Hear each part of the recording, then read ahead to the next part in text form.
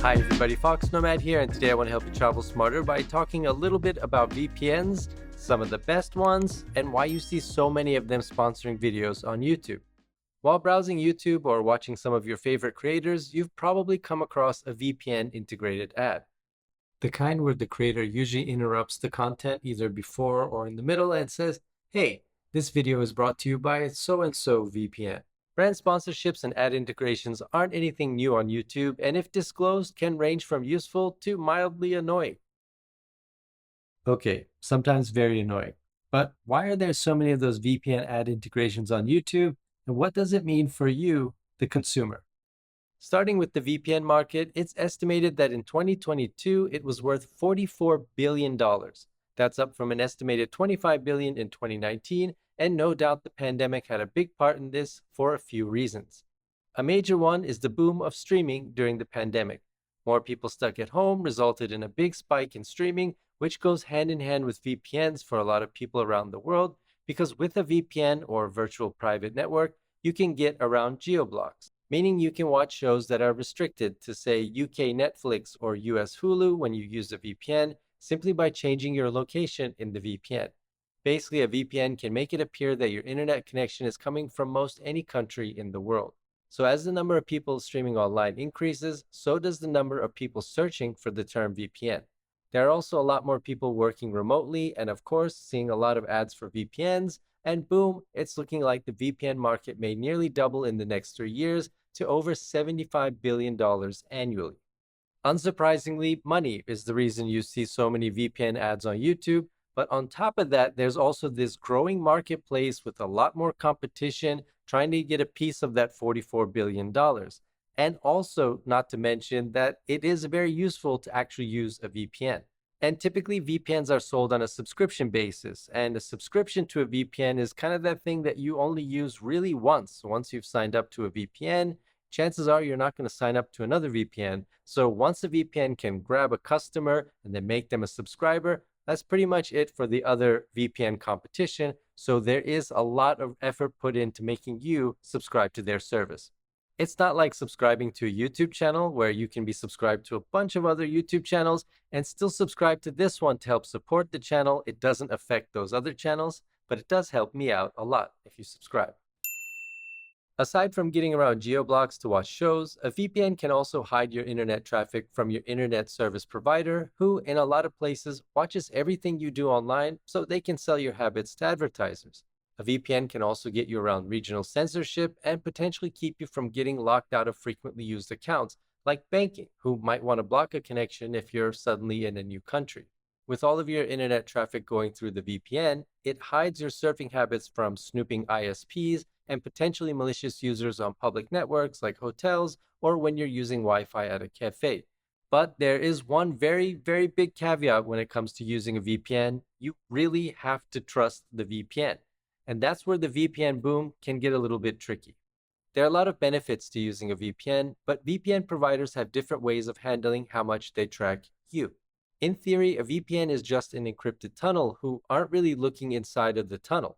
Otherwise, a nosy VPN can be just as bad or worse than ISP tracking. Some VPNs do keep logs, which vary from tracking all of your browsing history to just your connection information, like your origin IP address, while others collect no logs at all. And then there are some companies who have lied about what they do and don't log. Like I said, you have to trust the VPN. You have to know how long they keep their logs, if they keep any logs at all. All VPNs do keep a certain amount of logs. Like they have to store something for you to be able to connect to them. But what do they do with that information? Is that information stored? How long do they keep it?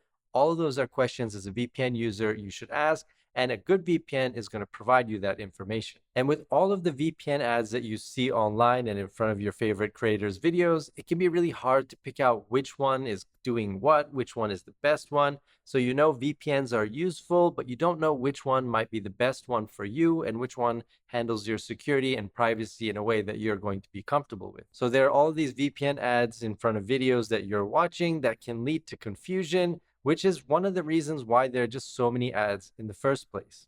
Larger creators are usually contacted by a given VPN company and offered a flat rate to talk about their service, usually 30 or 60 seconds about a product, often off a script or at least where they're giving talking points they have to cover. Once the deal has been agreed to, the VPN brand will often provide that creator with an affiliate link as well. That's the magic link in the description you keep hearing about, and it serves two purposes. First, it allows the brand to track how many people click that link from a given video so they can analyze engagement. And second, every time someone subscribes to a VPN using that link, the creator gets a commission.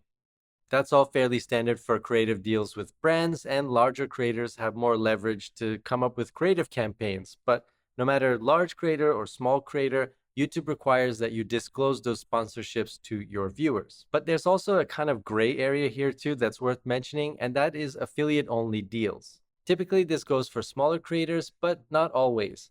A brand like a VPN reaches out and says, hey, we'll give you 10 or 20 or some other percentage of every sale that you send us. Said creator may or may not disclose this. So you're presented with a recommendation on a given YouTube video, and you might not know that there's some incentive for that creator to try to sell you that service. It could just come down to that service having the better commission for creators or the better commission for that particular creator. You just don't really know. What you do know now, though, is what to look for in a good VPN and what to look out for when it comes to VPN ads. So here you are now, as someone here sitting in front of you who has a background in cybersecurity and who's traveling to every country in the world. I have a little bit of experience with VPNs and I test them constantly. I'm constantly using VPNs and different VPNs. So these are some of the VPNs that I would recommend to you. I base that off how fast, how secure, how versatile, and how privacy conscious those VPNs are. But as companies tend to do, things can change over time. But like I mentioned before, you now know what to look for when it comes to a good VPN. With that said though, these are some of my unsponsored recommendations. ExpressVPN is a good blend of privacy and configurability. They are very clear on the logs they do not keep and do not store connection logs. Independent audits are conducted and published to this effect, and in 2017, when Turkish authorities seized ExpressVPN servers, there were no logs for them to look at, and this includes metadata. ExpressVPN also tends to have the fastest connections I've found during my use and works especially well in China. NordVPN is the second VPN I would recommend. Where ExpressVPN has speed, it is more expensive. NordVPN also keeps minimal logs, only maintaining encrypted login credentials and your billing information, and both NordVPN's desktop and mobile apps are very simple to set up and forget. And if you don't get the added cloud storage or the password manager, it is about half the price of ExpressVPN. NordVPN, in my opinion, is the best VPN if you don't like to mess in the settings, like you don't want to mess around in the connection settings. You just want to set up a VPN and forget about it. Finally, there's ProtonVPN. It's a Swiss-based VPN that has a large number of servers, blocks trackers, and has a secure core feature which passes your internet traffic from a VPN server through servers in privacy-friendly countries. ProtonVPN is also a no-logs VPN, confirmed by independent audits they've published, but it's not the most user-friendly or the fastest, and connections can be inconsistent. For tech-inclined people, it's great, but ProtonVPN might not be the best for everyone.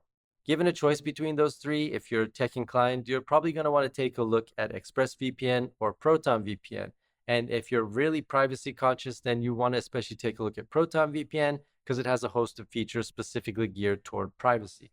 NordVPN is a better VPN if you just want to set it and forget it. Maybe for someone who's a parent or someone who's not very tech inclined, or you just want the benefits of a VPN, but you don't want really any hassle. That's not to say the other VPN services are more hassle prone, but they just have more configuration and more options. And if you're not going to use any of those options, then it's probably not the best choice for you. I hope this list of VPNs helps narrow things down for you, whether you're about to take a trip abroad, or maybe you work remotely, or you're just at home and want to pirate.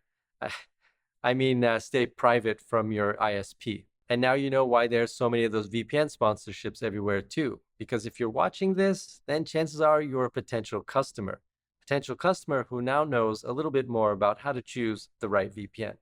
Thanks very much for watching. I hope this video has been helpful. But if you have any questions, feel free to let me know down in the comments below. And while you're down there, hit the like and subscribe buttons. I'll have new videos for you every week. And I'll see you in the next video.